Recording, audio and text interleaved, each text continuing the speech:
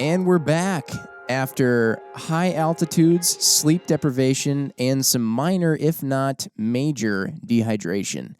Mark and I are now home after the Vortex Extreme, right? So for those of you not familiar, we did a few episodes on this, all kind of back-to-back last year for the last Vortex Extreme. First one that was in Wyoming.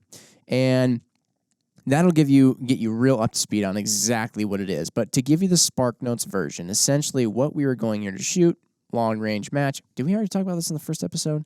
I think so, yeah. Yeah, we already did. Okay. Long-range match, kind of quasi-hunting, kind of PRS, a little bit. You got a hike there between each stage.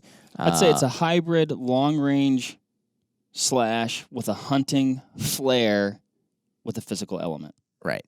So that's what we were shooting.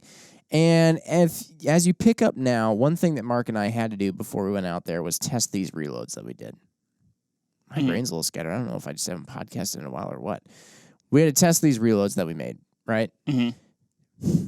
Looking back on it, as we talked with Nick and Tony and Ryan Hay, they brought up a bunch of stuff that I think was really valuable information as to how to really test, find a node, find these velocity stuff.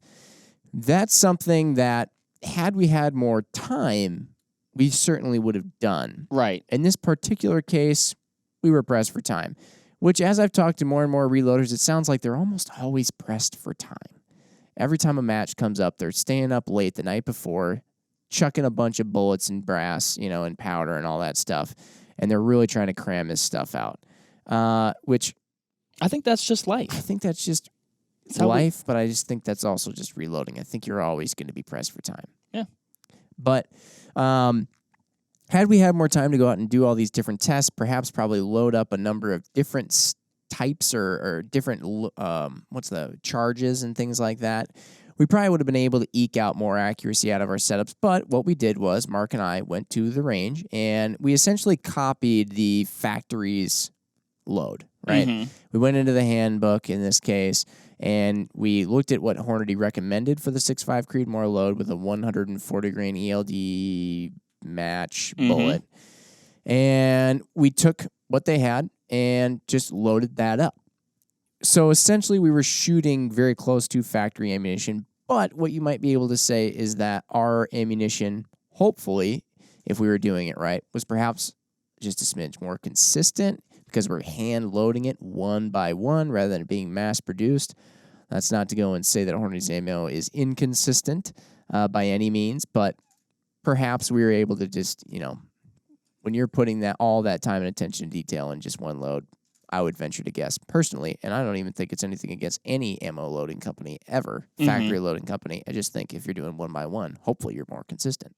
Yeah, I mean, theoretically, right? And I think we did show Jim, or I guess, kind of an interesting case study, So I've shot the Hornady factory ammo. I've got a couple different 6.5 Creeds, and it's always shot phenomenally. Right? Yes.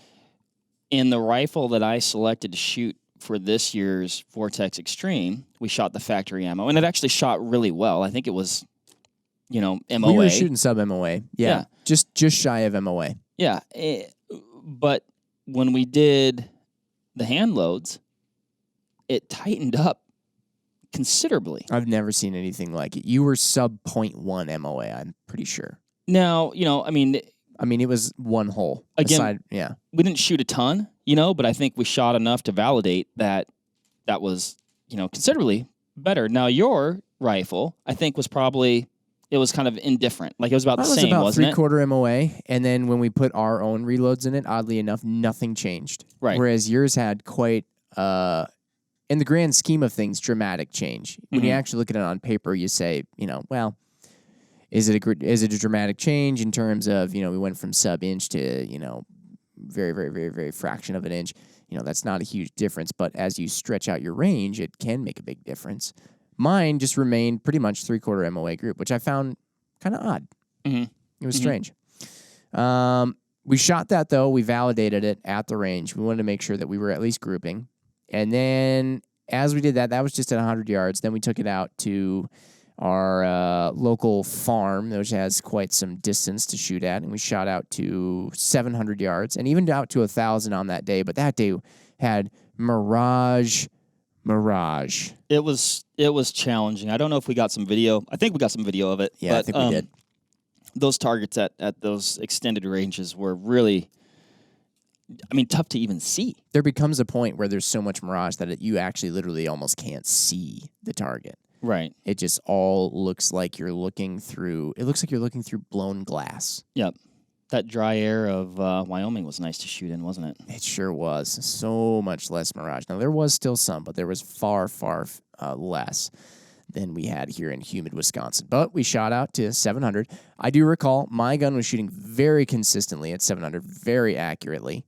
Your gun was as well. We attempted to shoot out to 1,000. We were having some trouble. Who knows if we were even aiming exactly at the target, because with mirage, it bends light in all kinds of crazy ways. Mm-hmm. But we felt good enough with the fact that we were both so consistent at 700 and that we would take these out to the extreme. Got there. Obviously, now we're up about 5,500 feet in elevation, if I'm, just estimating. And then we had to do a few more tests. This is where we essentially took our muzzle velocities to be the same. Perhaps there's some differences and things in that. I don't know if you really boil it down, there may be a few differences, but we took our muzzle velocities as essentially the same, and then had a Kestrel with us. We had Nick Laufenberg. He was there with us at the extreme. He had a Kestrel on him and got our appropriate atmospherics. Should we talk about what a Kestrel is? We should. That's a good point. It's basically a handheld weather station. Yeah. And it's giving you what was it? What's density altitude? The density altitude, which combines your barometric pressure, your altitude, and the temperature and the... hold on. I'm probably not exactly right. I know you have barometric pressure, you have temperature, and you have humidity. Because I think barometric pressure also plays in your altitude. Because, for example, I just got this new watch, and it can do your barometric pressure. And what I've heard, is that, for example, when a storm is rolling through, your barometric pressure will drop. Right. And this watch, for example, also tells you your altitude, and these are all very... I got the watch not because I had these, but they're all very rough estimates. But the altitude in this watch bases its altitude on the pressure. So if the pressure drops suddenly because a storm is coming in, it's kind of interesting. I've heard many people will note that they might not be moving at all, but their watch will tell them they're increasing in elevation. No way. Yeah, because the pressure's dropping, which would normally be what would happen as you go up in elevation. Okay. But essentially what's happened, though, what it's all boiling down to and what this Kestrel helped us determine is this density altitude, which as you go up higher in elevation, your bullet is just encountering less resistance against the air, atmospherics, as it flies through the air. And as it encounters less resistance, it's able to carry its speed for a longer period of time. And if it carries its speed for a longer period of time, it doesn't slow down as much. So in theory and in actuality, it is in the air for a less period of time, all else similar, talking about the same distances and things. So if it's in the air for a less period of time, gravity has less time to affect it. So in essence, if we went out and we didn't even change anything about our dope, we just took dope from, 800 feet of elevation in Wisconsin or wherever we were at, then we went out to Wyoming at a significantly higher elevation. In theory, we'd be shooting over quite often because we'd be compensating for how much gravity would be affecting our bullet over a longer period of time in Wisconsin. And so we would be shooting over on every shot. It's important to consider anytime you go out west or anytime you go from low to high or high to low too, because if you go high to low, then you're probably going to be shooting under. So elevation is very important, and just, this whole density altitude thing. Temperature, yeah, humidity. So anyway, that's what we did there. Now on to the extreme. You and I went out, we shot the extreme. One thing that I did find interesting was that when we shot the extreme, Mark and I started at 5:45 a.m. When we actually took that reading off of Nick's Kestrel the day before, it was a very similar day, so we were lucky to have a very similar day. But I'll say a couple of things here. If you can picture this in your head, the extreme has almost two halves. Pretty actually much does have two halves, separated by base camp. On the west side of base camp, you're a little bit lower than the east side of base camp. And the west side has 5 stages. The east side has 5 stages. And on the west side, I would say in terms of how much lower you are, it's, what do you think, 700, 800 feet? I think you're right in there, yeah. Somewhere about there. So we had that difference. We had the difference of the fact that when Nick used his Kestrel to get our density, altitude, and everything up at the stage 8, I think it was, which is on the east side, which is up at a higher elevation. It was also later in the day, so it was much hotter. Mm-hmm. And so we went on, and we didn't have Kestrels on us. This is one thing that I now am really starting to see the value of, just this mobile weather station or some way to get your density altitude that you can plug into your ballistics solver. Because as we started out, it was much chillier. In fact, we were wearing I was wearing long pants, and I was wearing even another layer on top of my already long sleeve Sunslayer hoodie. Much chillier, different elevation slightly. And I think our dope was off because we missed a fair amount at the beginning. We hit some targets, so we didn't miss all of them, but we were missing more than I thought we should have been. With dialing, our dialing was right, our parallax was right. I definitely had a lot of shots that I broke that I felt really confident about. Yep. And they would miss. And I'm not going to go in to say that it was all the dope, and it wasn't just me. Right. But later on in the day, when it got hotter and pretty much to identical situations that we had Nick with his Kestrel out, which was our last density altitude reading, and then we got up on those higher up stages, all of a sudden we were hitting a lot more. Yep. Well, and interestingly, I mean, I was getting a little frustrated on the front side, or that west side that we started on, because were the shots difficult? Yes. Were the positions, or some of the positions, challenging? You're not just necessarily laying prone on a mat, right? Like right. There were some where you were almost like on a berm where your body was hanging down the hill and you're resting kind of on top. I mean, some interesting it was like stuff shooting there. from a water slide at one point. Yeah, exactly. But my shots were feeling like they were breaking really well. Mm-hmm.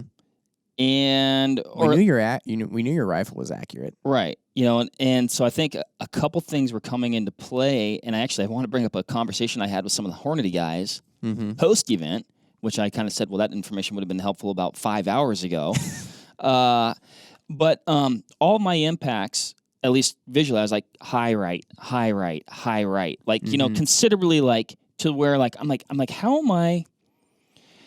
am I pulling these shots high right? Because I think intuitively, if I was going to pull a shot, I'd probably pull it low left as a right-hander. Well, you're a right-hander. I would expect that as you pull on the trigger, you move your rifle, like the buttstock of the rifle, down into the left a little bit, which would, in theory, push high right. Well, okay, maybe I got that backwards. We've dispelled that myth.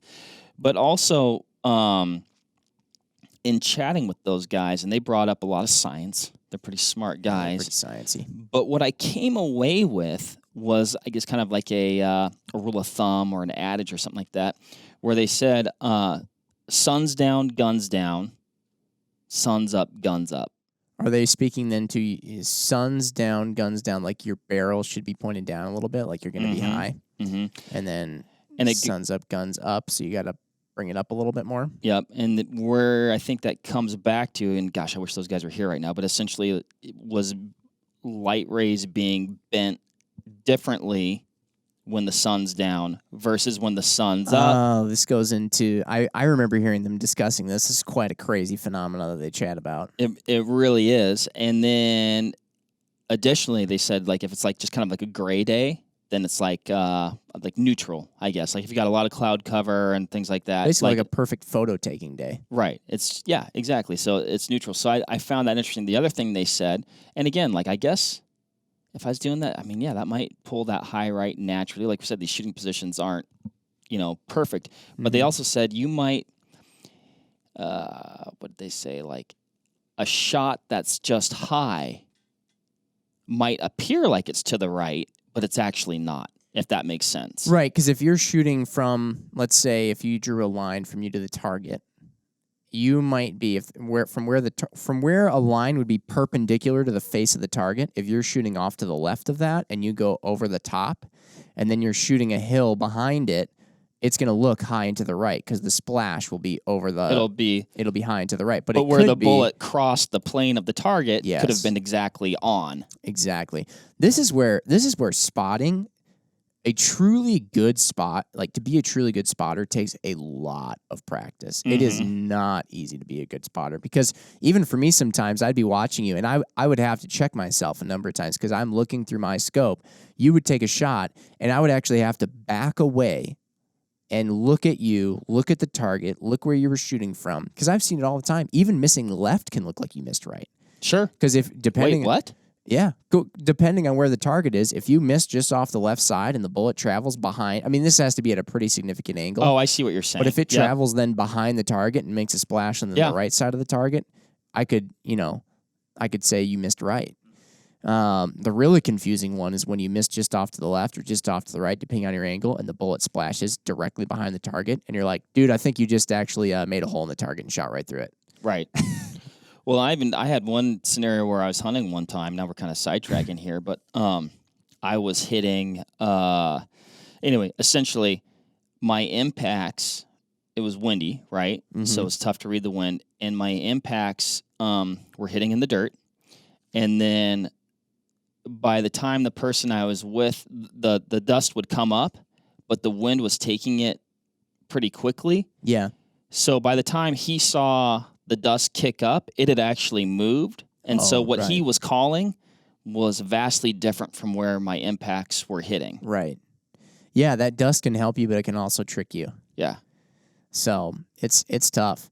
Backtracking a little bit and getting a little bit outside the competition, go back to the reload thing. One thing I will mention was just, I'm totally going to just throw a wrench in it now because I'm going to talk a little bit of logistics too. We did realize, so we shipped our ammo out there.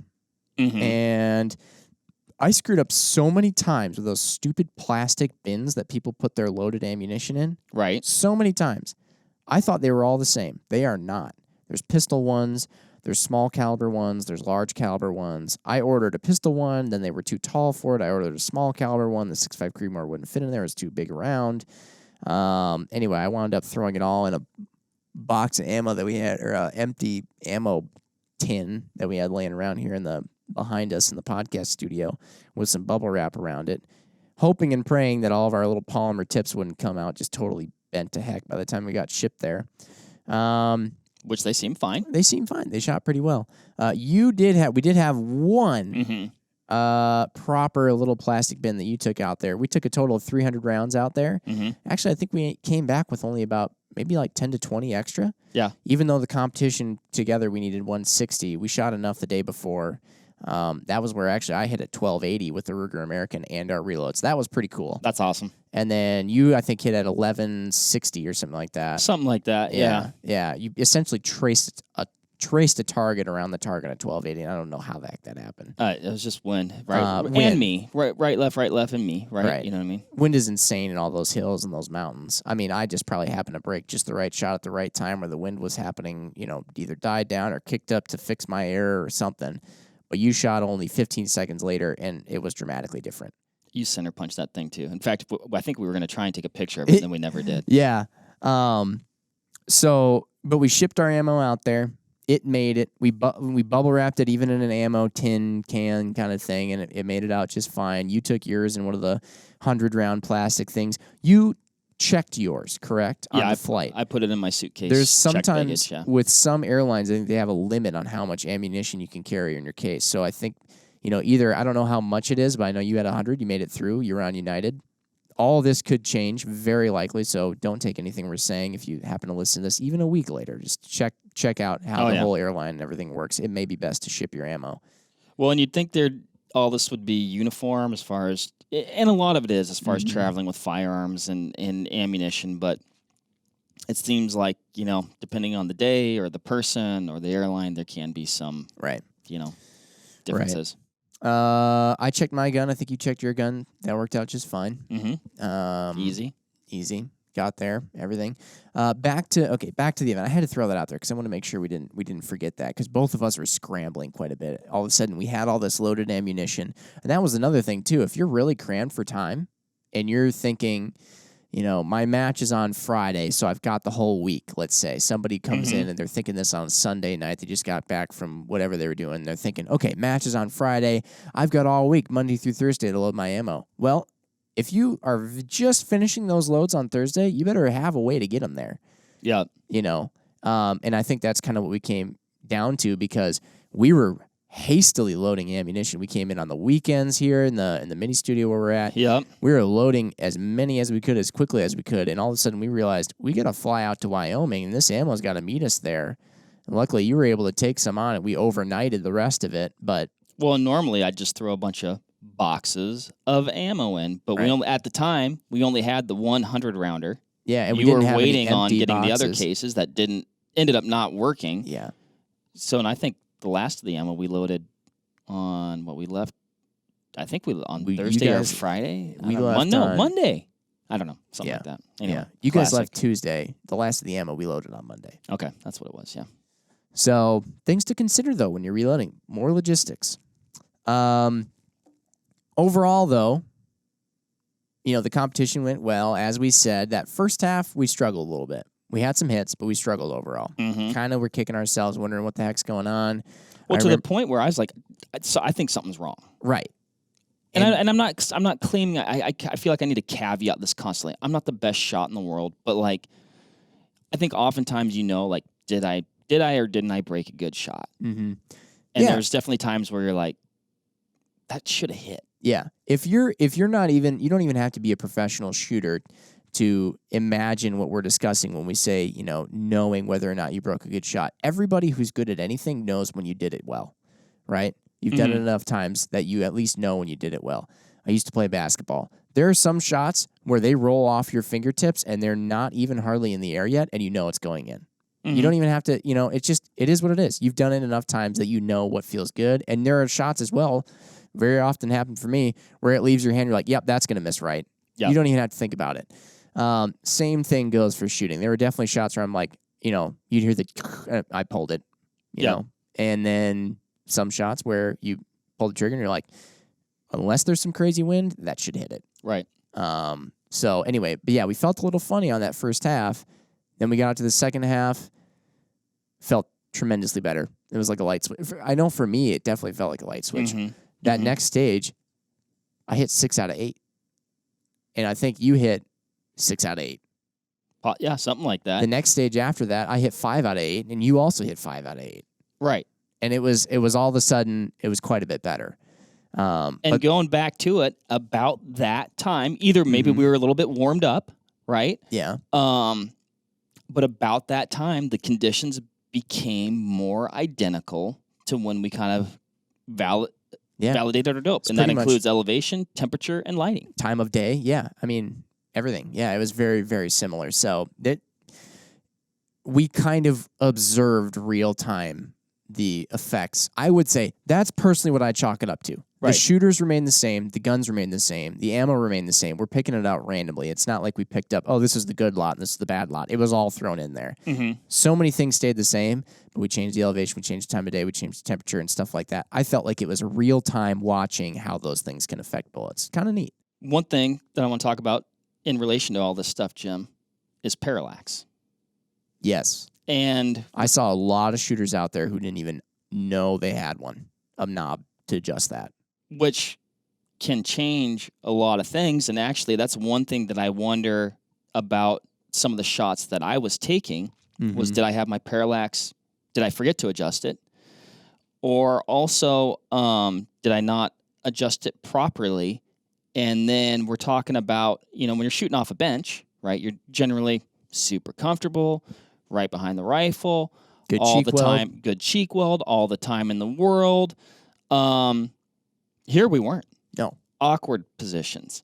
Not solid cheek welds sometimes, particularly when you had some of those high angle shots. Oh, yeah, shooting off your pack, whatever. And so then I wonder, even some of these shots that essentially, like, visually, it looked good to me, right? Like, break the shot, looks good, I'm on target, but maybe I wasn't.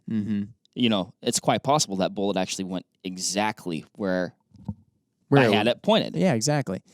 I definitely saw that a lot. I saw, especially on that after we got done, I went and helped out with the ROs on the water slide stage. I called it stage 2, where essentially, I mean, literally, if you can imagine, like a slide of very dry dirt, people laying down on that at quite an angle, and then their rifles being then up and flat on a nice perch of grass at the top of this hill.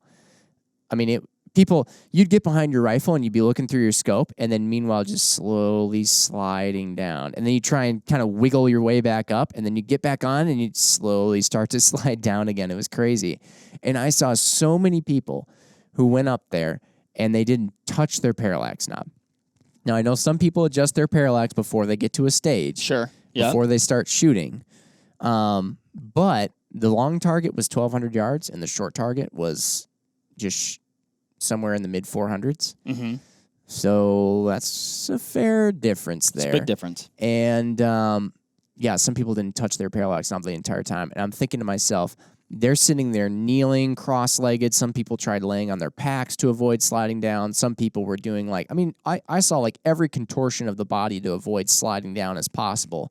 And I'm thinking to myself, there is no way that you are always having a consistent cheek weld, especially when you're transitioning between targets while all doing that, all that stuff's happening. Somebody's timing you behind you, and can definitely make a difference. The parallax knob on the side of my scope is always the first thing that I think of. Yep. Even before I actually dial before I even touch my elevation turret. Well, that's going to help with your, I guess for like image focus as well, right? Yeah. So that was a big thing.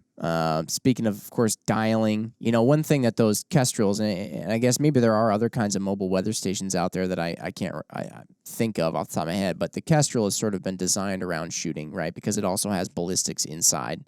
And a wind meter. And so it not only can tell you, hey, this is the barometric pressure, which in theory you could take and plug into another ballistic solver, but you can also plug then all of your ballistics and things like that into this thing. So it can just tell you real time, hey, I'm sensing these are the conditions. I know your rifle. If you tell me that you're shooting at this distance, this is what you should dial into your turret. I do think that maybe could have helped us out a lot. But anyway, having all of our dope ready ahead of time was pretty big time. We calculated that all out the night before. Again, would have been nice to have real-time data, but we just did it based on what we got at the top of the hill at like 10 a.m. the day before. And it was good to have it all on hand ahead of time, but we dialed our turrets a lot. On occasion, I know that in my scope, when we had to dial out past 12 mils, I ran out of elevation. I was just using then the rest of the reticle. I dialed in as much as I could. I know I had 11.9 in my scope that I could dial from where I was zeroed, and then the rest of the way I just had to hold. Yep. And those were tough targets. I couldn't tell you that even if I had the extra adjustment, if I would have been able to hit that target or not. Right. Because a lot of those, then you're talking out over 1,200 yards.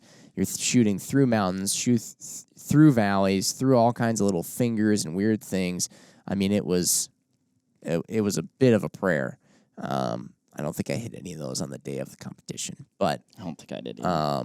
But that's what I had to do, for example. I know some people get a little bit freaked out, when they run out of elevation, but you can use that reticle then. You can, and I've seen a couple guys, and I forget myself just because when I shoot at extended ranges, I like to dial and hold dead on. That's what I've practiced. That's what I'm comfortable with. Like, I think mentally, like holding off that center crosshair, it's just... It makes sense. It makes sense, right? Everything's centered up. However, though, like I do know, I want to say it was like one of the first Vortex Extremes. I know a person, they had something go gunny sack with their setup. They somehow lost their zero. They didn't set their zero stop correctly, but they were able to find their zero. So the gun was zeroed when the turret was in essentially a static position. And they didn't know. They're like, well, great, this is all I know. And then all of a sudden the light bulb goes off. Wait a minute. I can just hold off my reticle. So they had a first focal plane reticle. Nice to have. And so they just used their reticle to shoot the rest of the match once they kind of got that sorted out, which I thought was interesting. So that is. Speaking of gear in your scope, let's talk about guns and things like that at the Extreme. Every year at the Extreme, I think I've seen plenty of people come out, and it could be by pure chance. It could be that they just didn't check it beforehand, whatever. But people run into issues like that one that you just mentioned there. Myself, I ran into issues at the extreme. Every stage, you said it best, was a fiasco. Yes. Because what I was working with was I have my beloved 5-year-old or however old it is, Ruger American Predator and 6.5 Creedmoor. I've used this thing for so long. We did 1,000 yards for less than $1,000 with that gun. We've done all kinds of other videos with that particular rifle. I love it and I hate it because it is very accurate. When everything around the shot is done and it's just on you to pull the trigger and let it go bang, it's incredible. After it goes bang, it's all a complete nightmare.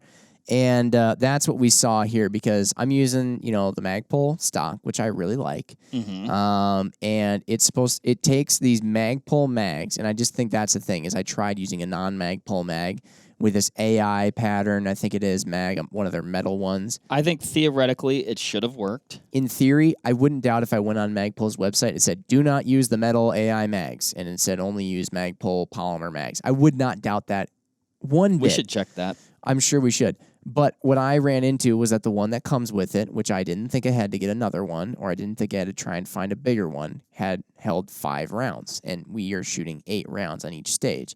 And in my particular Ruger American, I don't know, it seems like this is just kind of the case with them, I can't sled load. I can't throw a round in the open bolt in the chamber and just run it forward and let it go right into the chamber. I have to either load out of a magazine or I just have to load out of the magazine, actually. That's pretty much the case, unless, in this particular case, where am I? I'm getting ahead of myself. So anyway, I can't sled load, right? So I knew I had to have a magazine that was capable of holding the amount of rounds that we had to shoot on this stage, or else what I would have to do is, this is the kind of goofy thing that you have to do in the American I've found. If you want to, instead of releasing the magazine, putting more rounds in the magazine, throwing it back in the gun, and then going, which I didn't feel I would have enough time for, what you can do is you can take a round and put it in the open bolt area, and then you just fish it down with your fingers and push it down in the magazine from there. And then when you run the bolt forward, it picks it back up out of the magazine. It's kind of a fiasco. It's very strange. So anyway, I was discussing this with Mike Sewell and Nick Loffenberg the night before. Mike found that he had one of these metal AI pattern mags that held 10 rounds. And I'm thinking, oh, this is awesome. We stuck it in the gun. It clicked up. It seated up. I can even run the bolt with no ammo in it. That was strange. I'm thinking, we're good to go. Everything's money. Never tested it, though. Go out to the event. You put in a loaded mag of any kind. Even if there was like 1 round in there, bolt wouldn't move. Wouldn't go forward at all. And I tried fidgeting with everything until... Did you try forcing it? I did. I learned that from you. Okay. And this is one of those things, too, where I'm sure maybe somebody, before I go, I am always going to blame the shooter and the user before I blame the gear. Yes. And I don't doubt, too, that there was a way for me to actually fix this issue on the in the competition. Maybe. But the thing is, you're trying to shoot 4 targets that are probably over 500 yards away on the clock from a crappy position, and also do it while somebody else who's next to you is also trying to do it. And you're trying to help them out by spotting them. Dude, you don't have time to think about these things. Maybe if you practiced all the time and you got in the right mental preparedness for this, you would have time. Maybe if you actually used your gear before you actually implemented it in a competition, you would have time.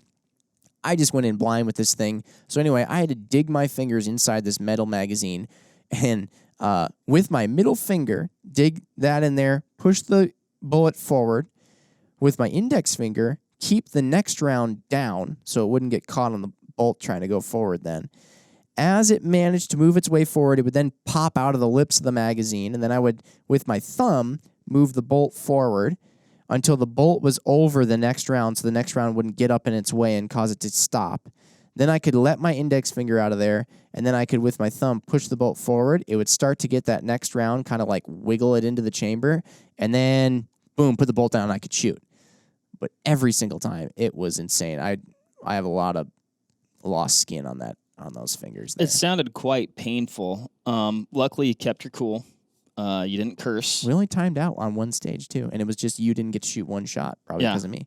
And it was one of the closer ones, and I actually hit the first one. Right. That's what made me sad. Yes, I know. It was such a... I actually can't believe you got the shots off that you did. I pretty much couldn't spot for you, but an ideal process. Right. But as we were out there, we definitely saw somebody strip a case head. Lesson here. Test your gear. Test your gear. And if you got something that's working, don't make a last minute change. Exactly. We saw somebody strip a case head and get a or something like that. They basically had a piece of brass stuck in their chamber. So that happened. Yeah. I think that even happened last year too. It seems to happen from time to time. We had our friends from Meat Eater. Ben O'Brien was out there. And this is another thing that I would say. Ben and Cal. Ben and Cal, but Ben O'Brien, in this particular case, he was using a gun that somebody else had set up, so he was not intimately familiar with it, right? And in those guys' defense, last-minute call, holy mackerel, we can make it down there. Exactly. No, this is in this particular case, right? It happens. We borrow guns sometimes. That's a great quote. Look, it happens. We borrow guns sometimes. Yeah, so he was borrowing one that somebody else had set up. And so he wasn't as familiar with how this person, in this case, using a PST Gen 2, they must have preferred to not have the zero stop. Whoever set this up. They just said, you know what? The zero stop thing, maybe sometimes I'm going to feel the need to dial down from wherever I'm zeroed at. I think they were zeroed at 300 yards. Mm-hmm. So it's possible in that case that they would need to dial down. Okay, sure. And so what they did was they just said, I'll just set the zero stop way, way down at the bottom so that way it never gets in my way.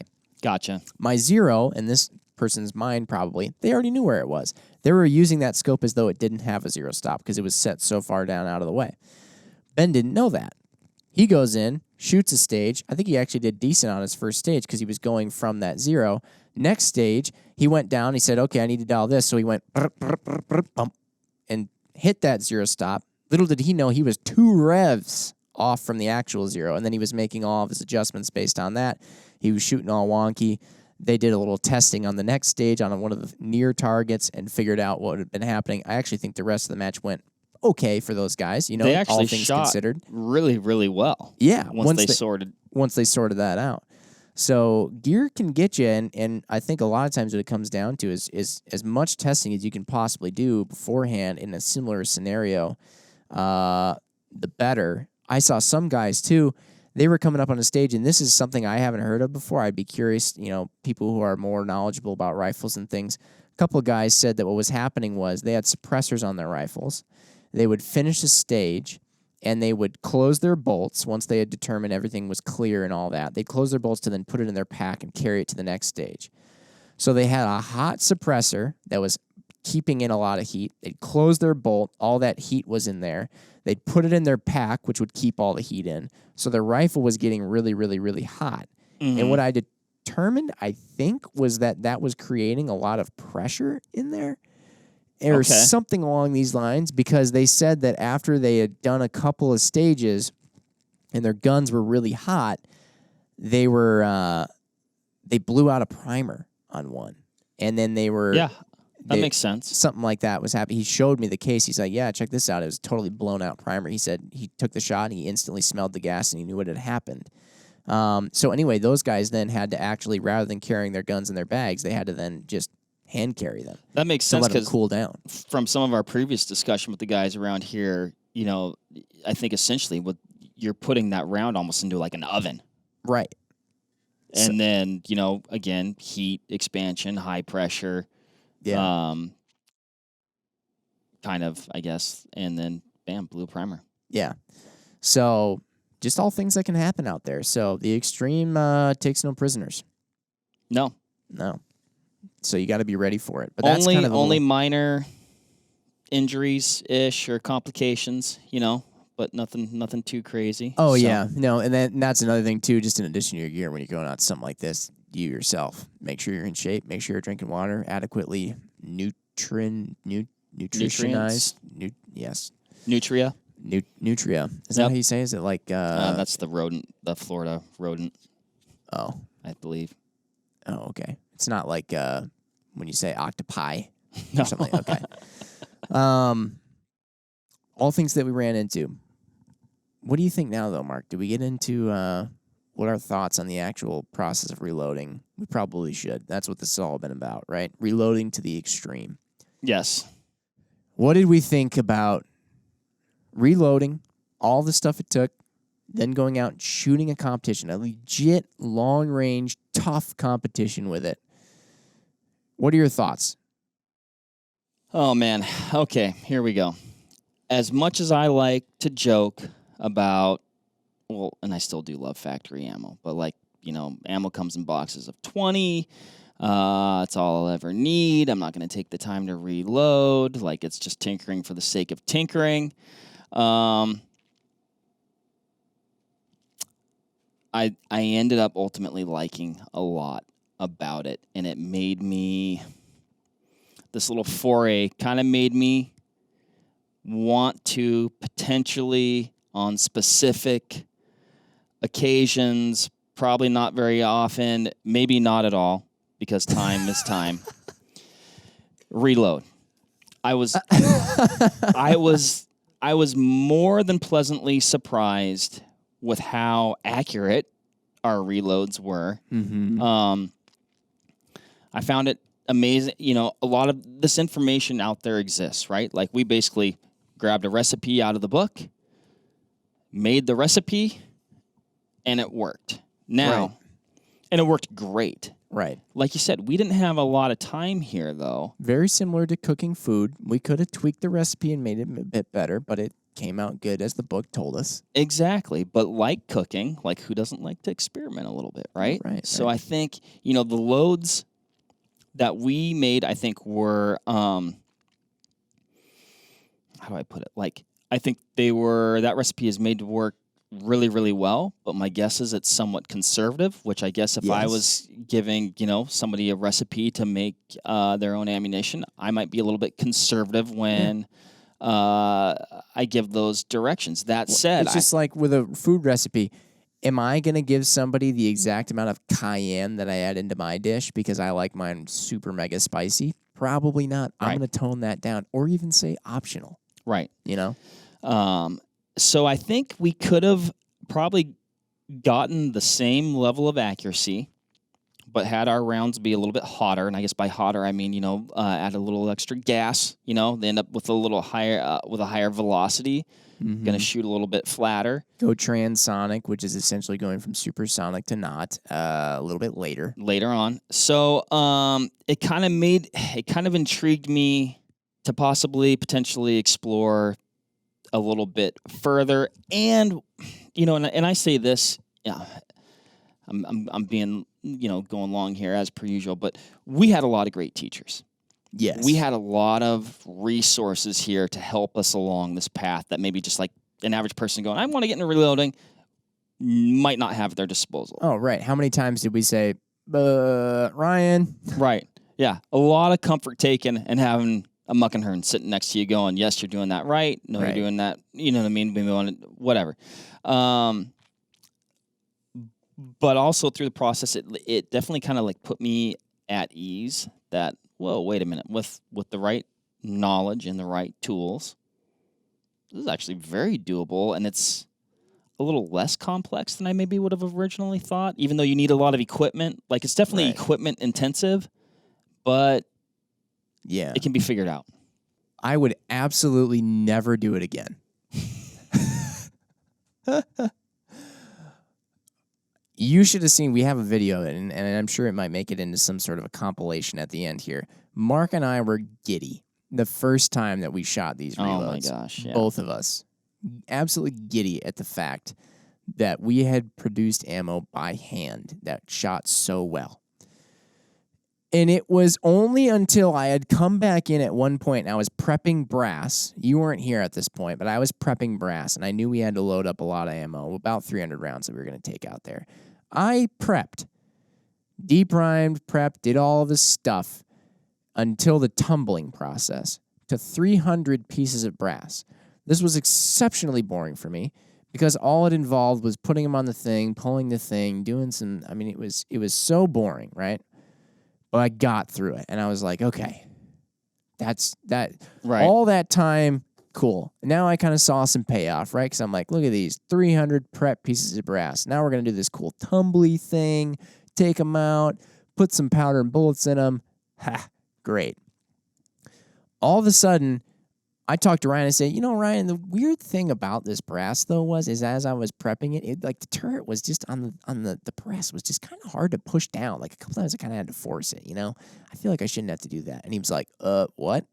I was like, well, yeah, And I kind of felt like I had to force it a little bit. And he goes, well, you shouldn't. And so I took him upstairs. We found that the little primer poker thing was loose, and actually I had bent it essentially to hell in a handbasket. And that also had some things to do with, the size and angle and things of the neck and whatnot. I don't know. Long story short, 300 pieces of brass essentially wasted because we didn't fully trust it. And that's the thing. Maybe somebody's listening like, oh, no, you would have been fine. I don't know if I want to take that bet when I'm holding 40.5 grains of powder next to my face. And so... Yeah, not taking that chance. Right? And sticking it into a tight little chamber and stuff like that you just want to have a ton of pressure. And I had a suppressor on my gun too. And it's like, do I want to blast a suppressor off? Do I want to... Whatever. So you don't want to take that chance. 300 pieces of prep brass, all that time was essentially wasted. We didn't use any of it. In fact, it's still sitting over there in the tumbler little Donkey Kong barrel. And we ended up just doing, yet another 300 pieces of brass. We had to go down to the range, pluck them all up. We had to then come back. We didn't tumble those because we didn't want to have to drain out all of the cleaning solution out of the tumbler and then, get out all the little pieces of stainless steel and then dry those and stuff. So we actually, the ammo we used, Mark, we didn't clean at all. Right. The brass was not cleaned in any way. Still worked fine. I don't know if you can do that over and over. At some point, it's probably got to get cleaned up. But after that, I remember thinking to myself, I hate this because there's definitely ways that it can go wrong. And what it all boiled down to, too, for me, is if you have the time to reload, and reloading is something you really like doing, I know people who love the monotony of it. It's mindless to them. Just enough mindless that it's relaxing, not totally mindless where they're just kind of like, oh, yeah, explosives? Sure, whatever. Right. But they get in a routine. There's some people where therapy for them is essentially becoming a robot, like a cyborg. Okay. Like, if I do this, done. This, done. Like, that's resetting for them. For me, 100% no. And so I don't have the time for that. I don't have the patience for that. All the steps and everything after a while for me got completely annoying. And in the end, that was just to copy factory loads. And my particular rifle shot the exact same as the factory load shot. It was weird that yours actually shot so much better.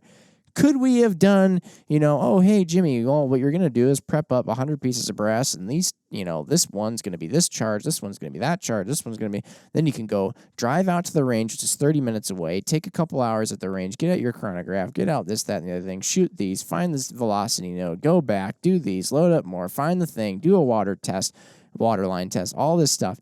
And as it all got going, I thought to myself, I just don't think I like it that much.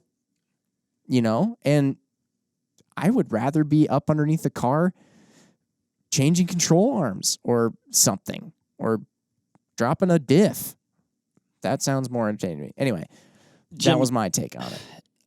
You know that human phenomenon when you kind of go through something and you only remember the good stuff? No, because I only remember the bad stuff.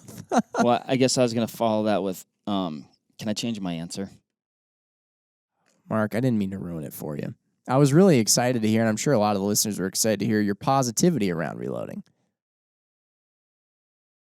You took it all away. I was surprised to hear how positive you were about it, and because of your situation. You have 2 kids. You have a longer drive to work than I have. Well, all these things add and that's up. why I was throwing in the caveats. Like I found lots of some things of it enjoyable and fun, right? Like you said, all the stuff you mentioned. Seeing something that you handmade do well is so cool. It's satisfying, but like you said, it is an involved process, and that's kind of why I was throwing the caveats in there. Like possibly theoretically, maybe if I had more time. But yeah, the reality of it is, practice my words, to do it probably right and get everything you can get out of it, you're going to need some time. And it probably should be something that you love. Like, yep, that's your thing. Yep. And you know what? It is a thing for a lot of people, which is awesome. So for those of you listening out there, just because I hated it doesn't mean you're going to hate it. But anyway, that was my take on it. I feel like that's pretty much how I knew it was going to end up going into this thing. Just because, with life, that's so many things. Whatever is going to be your hobby is going to take up a lot of time. So if you try adding in more hobbies that are just going to take up more time, it's like you're just going to be taking away from your other hobbies. For me, the hobby has always been wrenching on cars. So any hobby that adds onto that will always play second fiddle and will always get time subtracted away from it if it's a toss-up, right? If I'm like, I could be in the garage underneath jack stands this weekend, or I could be out on the range testing reloads, 100% of the time, no joke, I know what I'm doing. I could see though, okay, and here's where my 100% absolutely never again. I truly think this will never happen, but possibly if I had one hunting gun, and I wanted it to be 100% perfect, the best accuracy ever, nothing wrong, all this stuff, you get it. And I wanted to load up just 100 rounds to last me like a very long time, probably in that particular case. Enough where I could go out, test it, find the perfect one, do all the front end work, and then just load up even 50 rounds. Even if I just only had to load up 50 rounds and that lasted me all that season, which definitely would. And that's the only reason I ever touched that gun, or ever touched that ammo, and I knew it was perfect. It's all set to go. All I got to do is make sure my dope's right for wherever I am in the country or in the world. Maybe. That's where I'm at with it. Makes a lot of sense. Not in any kind of volume, though. Well, let me throw this, though, at you. Once you get all those things set up, once you do it, really, what's the difference between 50, 100, and 300, right? You could really, and this would be a case where you could probably borrow somebody's stuff,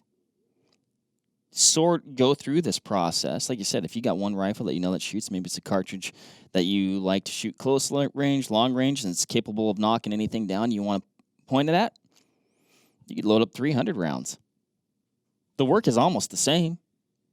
Yeah. And then you're really done, at least for a while. I mean, for a long while, yeah. If you're talking kind of general side ends, a little bit of practice, and then and then hunting where you're generally not shooting a lot, right? Right. Hopefully just one. Right. Well, and that's I guess the real thing that is like, if I did it again, it would be for a rifle that is touched for no other purpose than probably hunting, and requires low volume, very low volume, high precision. That's where I do it. I wouldn't do it in any kind of a volume. Like even this, we didn't do a lot. I mean, some people are probably laughing at 300 rounds, right? Oh, seriously, yeah. Totally. And I'm like, that's my max. Oh.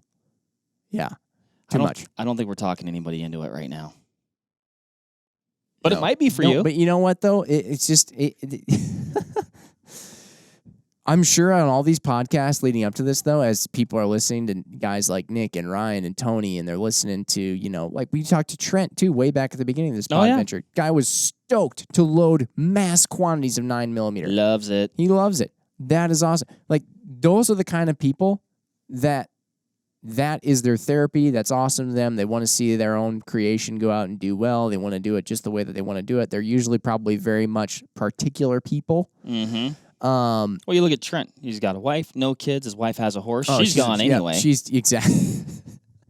He's got all the time in the world. Exactly. He's trying to fill his time. Exactly. Most of them too are shooting competition, so that shooting is already their hobby. So anything else that they can get their hands on that's related to shooting that they can be doing, is a huge plus for them, right? Like I know some people who would rather put a spear in their eye instead of go to a car show. Right. And so, but for me, it's like, if I'm not working at a car, I'd rather be at a car show. Right. And if I'm not at a car show, then I want to go to whatever, a race or something. So yeah, this is like, if you are into shooting, if shooting is your thing, if you spend your time shooting all day, I dream about shooting, your browsers right now, if you open up your internet, all your tabs are guns and various different shooting equipment and matches that you're thinking of signing up for, things that are already added to your cart. If you're that person, I think reloading is for you. I think it's an awesome thing to add to your shooting repertoire. #agree. Yes. Whew. What'd you guys think of the first podventure? That's what I'm curious to know about. As you're now sitting in your car, on your lawnmower, at your desk, and you have finally made it to the end of this podventure, reloading to the extreme. What do you guys think? I'm honestly very curious. This is the first podventure we've done yet. Did we convince you or unconvince you to reload? Do you want to go shoot a Vortex Extreme or a competition thing? Are you going to be going out and getting gear? We'd love to see what gear you got. If you are getting reloading equipment, what maybe you got that we suggested or what maybe you got that was better than what we suggested. How the reloading process has gone, how the testing process has gone, suggestions, tips, tricks, whatever. Yeah, if you let us know your thoughts. And if Absolutely. they're negative, keep them to yourself. Absolutely. With that said, MC Ryan, we're going to give a special shout out to, as he has helped us out a long way on this podventure, done a lot of crap behind the scenes that we otherwise wouldn't want to do. MC Ryan, there's a perfect example. All the stuff this guy does with sound, all the other audio, visual, all these videos, things that he's doing. Now, there's an example. MC Ryan, this is what he's been doing since he's been a kid. I've known him since kindergarten. He's been doing this forever. I would never be able to have the patience to do all this.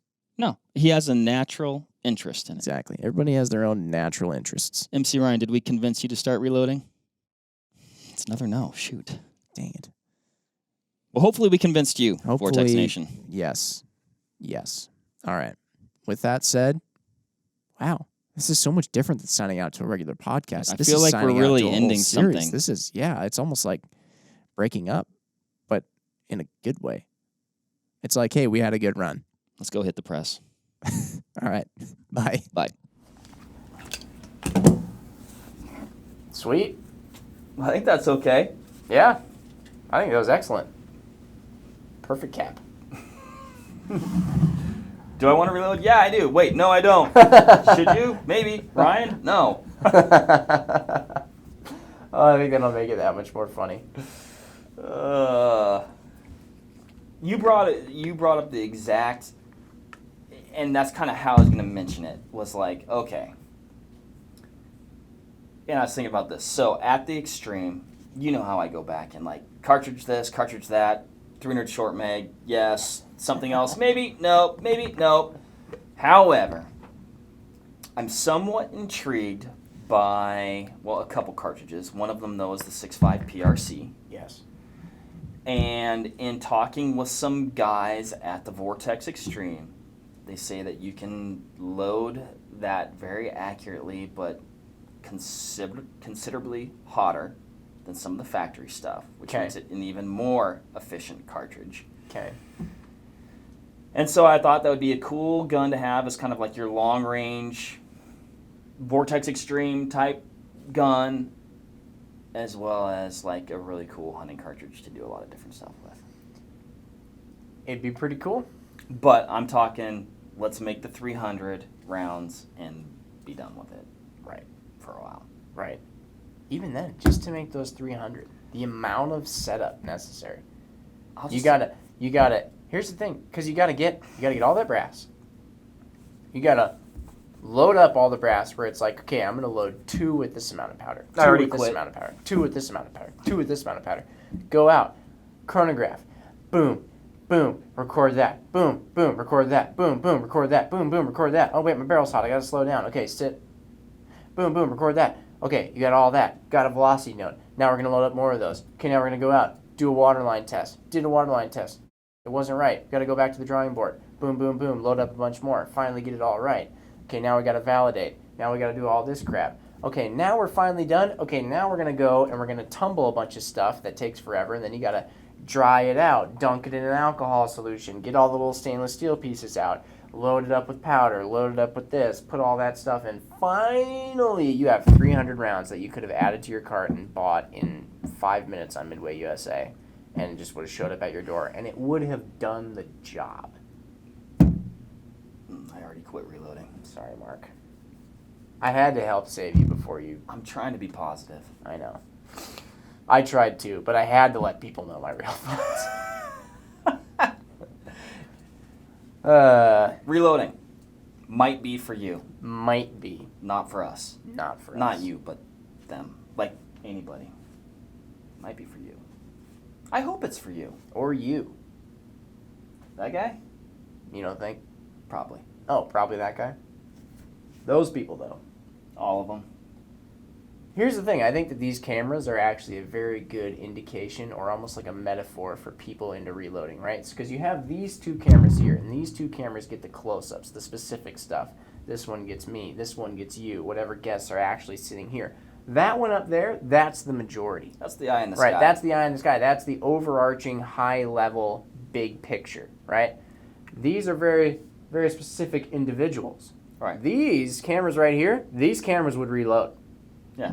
They're reloaders. That one right there, that one is kind of like the majority of human beings out there, like most sensible people. That one, no. That's turning the other way. That's running away. You think so? I think we got some fence sitters out there.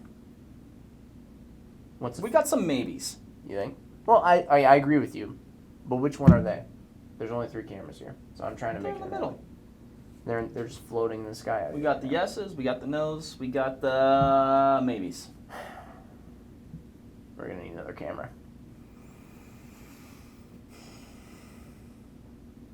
Let's get another camera. I don't know. All right, time for lunch. All right, that'll wrap it up for this episode of the Vortex Nation podcast. Thanks, everybody, for listening. Hit that subscribe button so you can always stay up to date on the latest happenings over here at the Vortex Nation podcast. You can also follow us on Instagram at Vortex Nation Podcast. Again, everybody, thanks, and happy hunting and shooting. We appreciate it. Have a good one.